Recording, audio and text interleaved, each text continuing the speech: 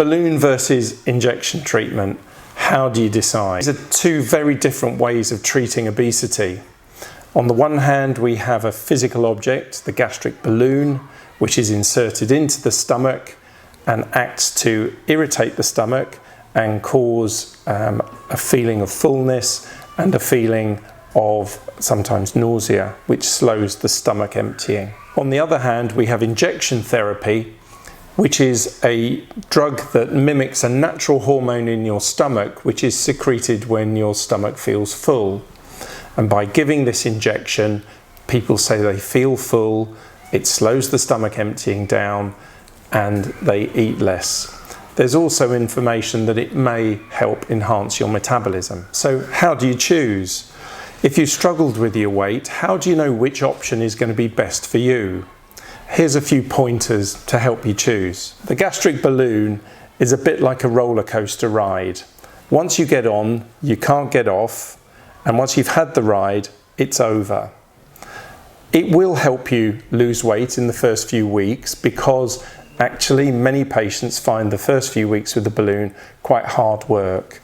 Certainly the first few days, many people will suffer nausea, tummy pain, discomfort, and they sometimes wish they hadn't had it. But once you've got over that phase, the balloon will do its job to make you feel full and less hungry, but that will wane as time goes on, and we know that by about 3 to 6 months, most people feel their balloon is no longer doing very much for them.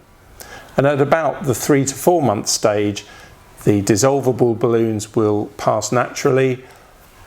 The permanent balloons will need to be removed anytime between 6 and 12 months after insertion. The weight loss that's achieved will be durable for up to about 6 months, and then gradually the weight will go back on again if lifestyle measures can't hold the weight down. Injection treatment, on the other hand, is much more reliable in that for those patients who are okay with the injection therapy, the injections will simulate the feeling of having a balloon or feeling of having had an operation and help you eat less and be less hungry between meals. Because the injection therapy is done on a regular basis, you can increase the dose as required, and if necessary, reduce or skip a dose if you get side effects. So there is less chance that you'll have a rough ride like you would have with a balloon.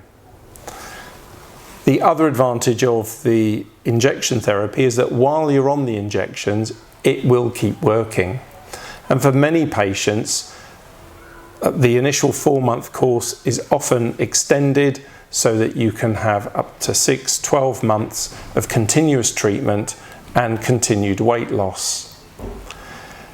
For many patients, they don't want to stay on the injections lifelong, so at about a year, we would tail off the injections and see how long the weight loss is maintained. And generally, it's between 6 months and a year before it starts to go up again. As with both of these treatments, you can have them again. So if the balloon has been successful and you've had a period of time, minimum 3 months without the balloon, you can have another one. Similarly, if you've had a good result with the weight loss injections and have had a break and the weight is starting to go back on again, you can go back on the weight loss injections. So these are both temporary treatments that can be used over a long-term period. The most important consideration with any weight loss treatment is how safe are they and what is the complication rate. With a balloon, it is a very safe treatment generally, but for those who get a problem or a complication with the balloon, these can be quite major and might require an operation to make better. With the injection therapy, again, the injection is very safe, the drug is very reliable, and if a side effect occurs, then the drug can be stopped and the side effect will rapidly clear up.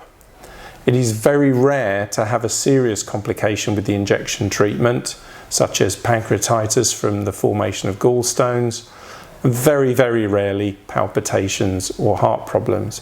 But these are so rare that in general, many patients will not need to consider this, but it's something your doctor will discuss with you when you're considering the options.